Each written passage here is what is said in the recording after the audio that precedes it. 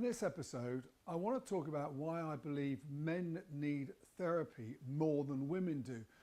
Now, from my own experience, from what I read, it's only around about 3 in 10 of the people who go and seek psychotherapy are men, versus, it's typically like 7 out of 10 women who go to seek psychotherapy.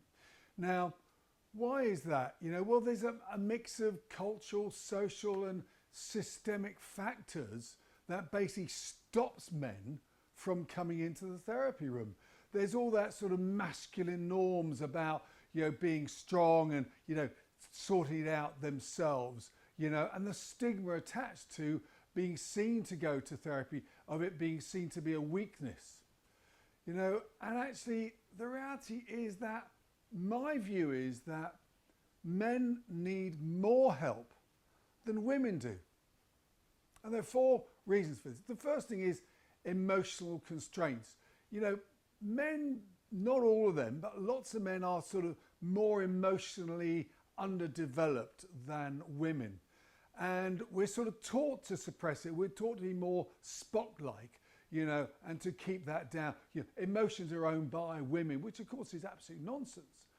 But it actually means that men are more in their head more, and they try to resolve the issues within the head, which obviously, as we know, doesn't always work. Then there is a lack of social support. By and large, men have smaller circles of friends, and the relationships they have are very different. And it's not a place that basically the conversation that women may have, that support circle, what they talk about is very different from what men do. And so therefore they aren't able to express this stuff in those places. So by and large, it remains bottled up and locked inside. Which leads on to the third point about self-destructive tendencies. Because we bottle it up inside, it's got to come out. All that unprocessed emotion just acts itself out in lots of different ways, be it, anger, be it sort of reckless actions that are ill thought through, like speeding, overspending, whatever. And the reality is that, men have a 3 times higher addiction rate to drugs and to alcohol, and very sadly, a 3 times higher mortality rate from suicide. So actually, they're not dealing with this stuff particularly well, and they're going to very unhealthy places to try to deal with it, whilst they should be like confronting the fundamental issue.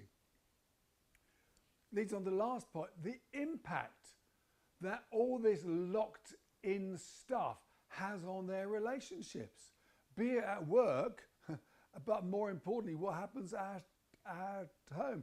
And we know that, the most common cause of breakdown of relationships is what women say is that the man being emotionally unavailable, and their inability to express feelings, and and them keeping themselves out of that stuff and not talking and not being able to share in that space.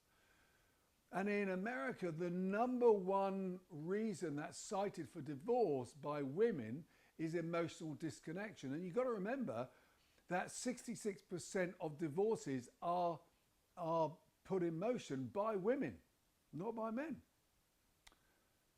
Now, we all have stresses, and we are all troubled in the worlds that we live in, even more so than we were before.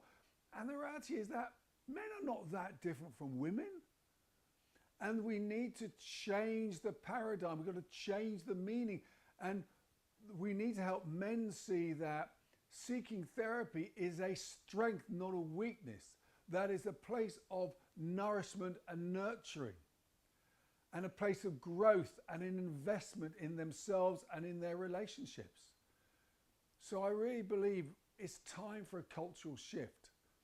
We need to open up and let men come to therapy.